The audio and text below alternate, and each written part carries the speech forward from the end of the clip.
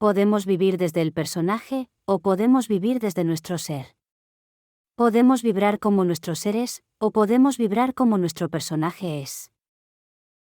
Si vives desde el personaje, te estás perdiendo parte de la vida. Si vives desde tu yo espiritual, entiendes que eres mucho más que el cuerpo físico, y puedes ver y entender mucho más de la vida que si eres solo el cuerpo físico, mente. El personaje es limitado, es fácil.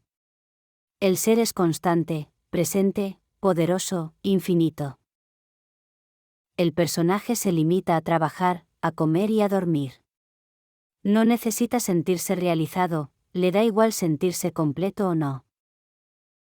El ser se expande constantemente, recibe información en todo momento, siente, escucha, se comunica desde el respeto, ama, se siente amado y está donde tiene que estar.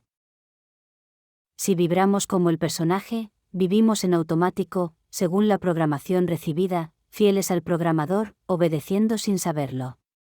Si vibras como el personaje, eres solo el personaje, no más. Si vibras como tu ser espiritual profundo, vives como un ser infinito, consciente, sabio. Si vibramos como el ser profundo espiritual e infinito que somos improgramables, solo nosotros mismos podemos hacerlo, nadie más puede interferir en nuestra programación si vivimos desde el corazón. El miedo nos mantiene en el personaje, por miedo a no ser capaces de ser lo que somos y estar a la altura.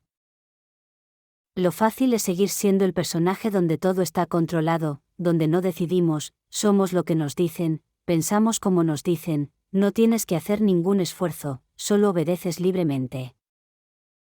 El miedo bloquea y limita el ADN e impide que se active y que se actualice. ¿Cómo ser espiritual y vivir desde el ser? Para ser espiritual no necesitas creer en ninguna religión. Solo tienes que saber que eres mucho más que el cuerpo físico y recordarlo en todo momento. Siendo consciente de todo lo que eres. Tú decides ser el personaje programado y limitado. O ser el alma que ha vivido tantas vidas, sabio, infinito.